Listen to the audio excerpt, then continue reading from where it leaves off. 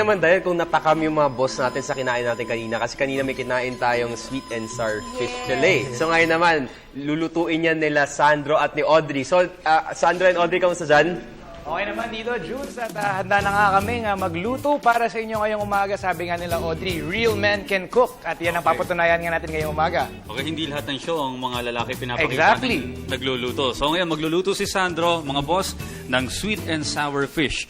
Ang ingredients natin gagamitin ay, syempre, isang malaking isda. Sa pagkakataong pong Tilapia. ito, ginamit namin ay tilapia. At finilay na natin ito. Kumbaga, syempre, mas hassle pag kinakain natin ng isda na may buto. So, ginawa natin, tinanggal na nga natin yung tinik dyan sa tilapia. At ginawa lang natin ay, kumbaga, minarinate na natin siya with salt and pepper Salt lang. and pepper lamang. Okay, sumunod yung large onion. Yes, which we already chopped into chunks. Pati yung medium green bell pepper. Medium green bell pepper. Ito yan. At saka yung red bell pepper. At 1 can of pineapple chunks. Pineapple chunks. Ito yung pineapple chunks natin. At syempre yung ating cooking oil na gagamitin natin sa pagprito ng isda mamaya. Kailangan din ng 1/4 cup ng pineapple juice, 1/4 cup ng ketchup, 1/4 cup ng sugar, at 1/2 tablespoon ng salt.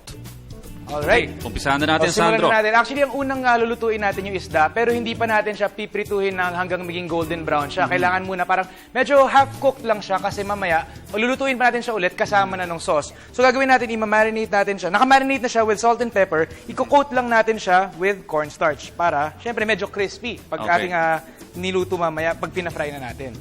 So actually, yung oil, nilagay na natin to para mainit na siya. Hindi na tayo mag-aantay na uminit pa.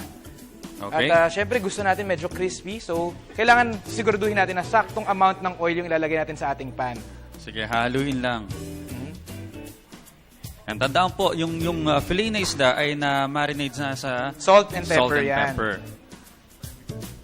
Okay. So, Yan. Nakita alam mo, natin, nagsisizzle alam na mo naman yung mga siya. nagda-diet ngayon, Sandro, katulad mo, mga Yes. nag-gym, importante rin na minsan hindi naman puro baboy at saka baka. Oo, correct. Kailangan na protein ng isda. At saka sabi nila, pag nagda-diet ka naman, it's not about depriving yourself of food. Parang kasi iniisip ng mga tao, parang sa starve ko na lang sarili ko, hindi na lang ako kakain para, kumbaga, maka-lose ako ng weight. Pero mali yan kasi ang mentality dapat natin ay kakain pa rin tayo, pero gagawin natin, ang kakainin natin ay healthy. So in this case, imbes na gagawin natin sweet and sour pork, gagawin natin sweet and sour fish. Tsaka ilales yung mga extra rice. Yes, yan ang problema natin ngayon. Pag napasarap ka sa sauce ng sweet and sour, nakaparami ka agad ang rice mo dyan, sigurado. Kailangan din ng discipline, ha?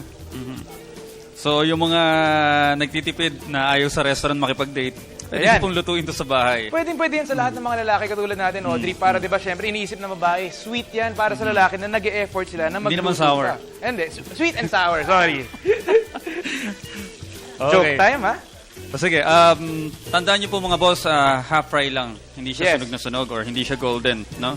Pero you have to make sure na both sides ng isda natin ay napa-fry ng maayos at naluluto. Ayan, medyo naluluto na yung iba, so kailangan natin i-flip.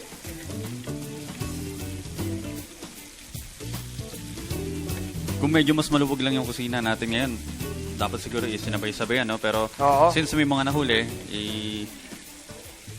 ayan. And actually, naamoy mo naman yung isda talaga na naluluto na eh. Actually, yun nga exciting pag naaamoy mong naluluto na. Minsan ako, madalas kasi nagluluto ako para sa sarili ko eh. Minsan hindi umaabot sa plato yung niluluto ko kasi during my cooking, kinakain ko na siya. So manood po, lalo na yung mga gustong mag-gym at gustong maging kasing katawan ni Sandro, ha? Yan. So actually, ibang pieces sa kanya medyo half-cooked na, pwede na. So gagawin natin, since half-cooked pa lang siya, itatabi muna natin siya. Ipapakool lang natin siya sandali. Kasi aayusin pa natin ang ating sweet and sour sauce. So nakikita niyo po, ang laki ng katawan ni Sandro pero nagluluto. Siyempre, kailangan yan. Ang babae, kailangan, ang gustong-gusto ng babae, yung lalaking nagluluto. Okay, sige. Yeah. Parang ang gusto ni Dayan ata yung lalaking gumagastos. Doon na tayo sa mga matitipid na babae. Yan. Nakita natin, luto siya pero hindi pa siya fully cooked. Dahil uulitin pa mamaya. Dahil lulutuin pa natin mamaya, kasama na yung sauce. So ngayon, ang susunod, Actually, ngayon, so may oil na tayo. Pero, di ba nakita natin kanina, meron tayo ng mga sibuyas, bell pepper, tapos yung ating, kumbaga, pinaka-sauce na gagamitin para sa sweet and sour, kailangan natin lulutuin yan dito. Pero ang gagawin natin ay ibang oil lang gagamitin natin. So, importante na tanggalin natin at palitan natin yung oil natin. So, empty lang natin to. At pagkatapos po nito, yung sauce naman yung tututukan natin Yes. na gagawin ni Sandro.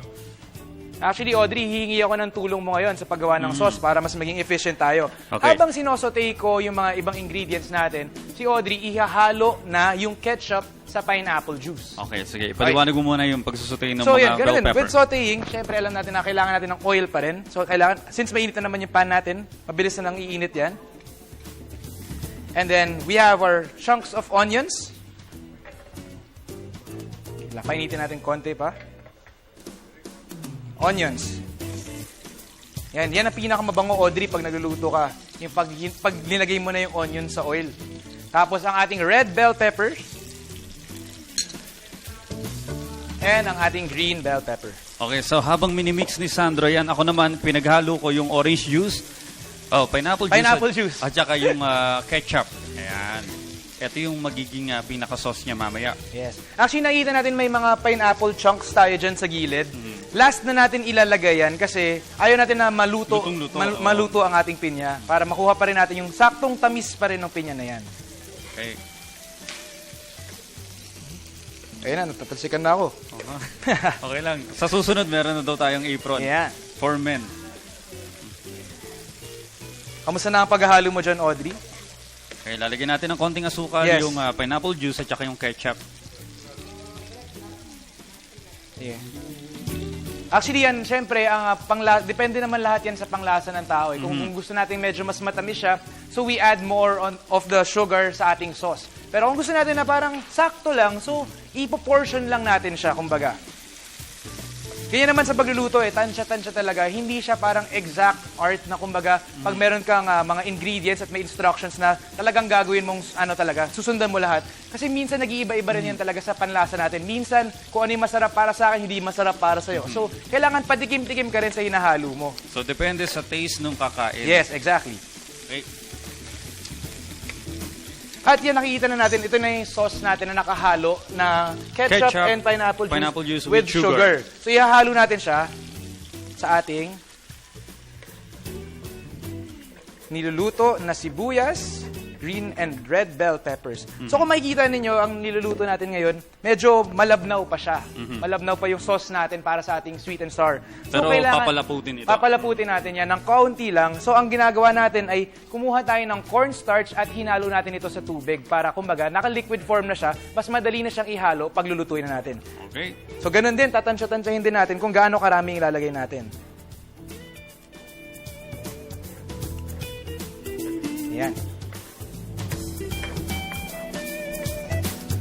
Hindi ba kailangan lakasan ng apoy pag ganyan? Actually, yan nga ang problema dahil marami na nga tayong laman ngayon sa ating pan. Nalakasan natin yung apoy natin para mas maluto siya agad. Importante siguro na malaman ng mga boss natin na yung sauce natin dapat medyo mainit talaga siya. Kasi, kumbaga, yung fish natin na finry natin, half-cooked pa lang yan. Kailangan mas maluto pa siya sa tulong nung init nung sauce natin. Pero alam nyo, siguro, yung fish na pinapakita namin ngayon na medyo kukonti ito, no? Yes. Yung ganito karami, siguro sa mas maraming... Siguro dalawang buong tilapia kaya ng sauce na to. Kahit tatlo. And actually, sinasabi ko kanina, for taste nga, pwede nating iba-ibahin yan depending sa ating taste palette. So like with this case, lalagyan natin siya ng konting salt also. Okay. Ay, sorry, konting pepper pepper. pala. Pinch of pepper lang naman.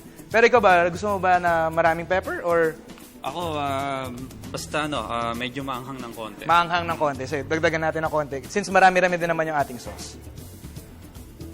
Okay. Yan, so nakita natin, nabubuo na yung ating mga ingredients, Audrey. Medyo Akalain mo, dalawang yung- lalaki, iniwan mo sa kusina. May nalutong mukhang edible naman. Pwede naman. Hindi ka dapat matakot na yan, ha? Biro lang, masarap to. Marunong po ako magluto. Nagmamarunong nga lang, pero pwede na rin yun. Okay, kung nakikita nyo po, medyo nagiging malapot na yung sauce. Yes. And of course, yan, medyo kumukulo na nga yung sauce natin. So, pwede na nating i-add yung ating fish na kanina hinakcook natin. Okay. And yung ating pineapple, syempre yung pineapple chunks natin, Audrey, kailangan natin idagdag yan. Ang bango na. Yan na. Nag-aamoy pineapple na.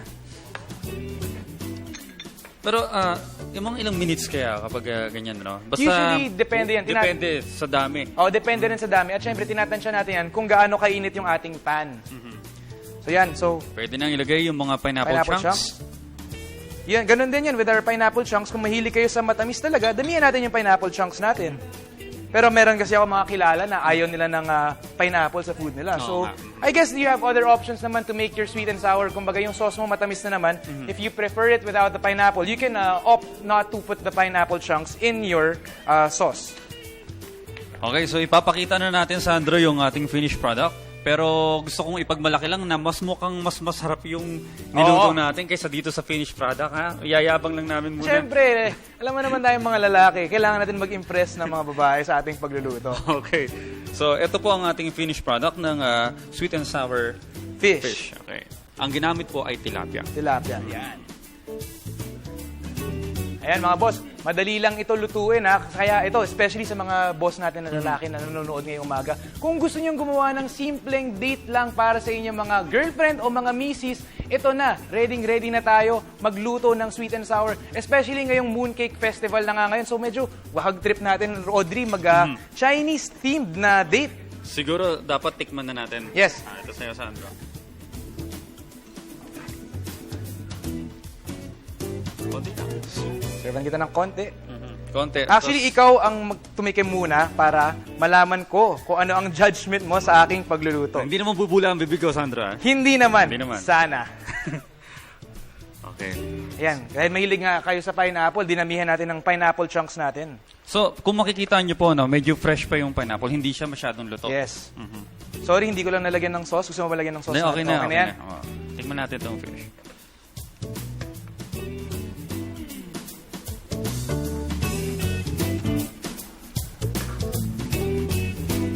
Pwede na mag-asawa si Sandro. Abir! Yan. Tuwan-tuwa naman ako, natawa si Audrey at mamaya ay nakapila na naman lahat ng ating staff dito para tikman ang aking luto. Yan. Si Direk Ed Pinlan ang unang-unang nakapila para tikman ang aking tikim. Kunwari, Ayan. ali-aligid dito, no? Oo, kunwari lang nagsusupervise ito tumitingin-tingin. Pero alam naman natin ang intensyon niya ay tikman ang aking masarap na luto. Oh, so yan po, ang nakita ninyo, ang proseso ng pagluto ng sweet and sour fish na luto ni Sandro. Yan. At marami pa tayong abangan at syempre titikman natin lahat yan mamaya sa pagbabalik ng Good Morning.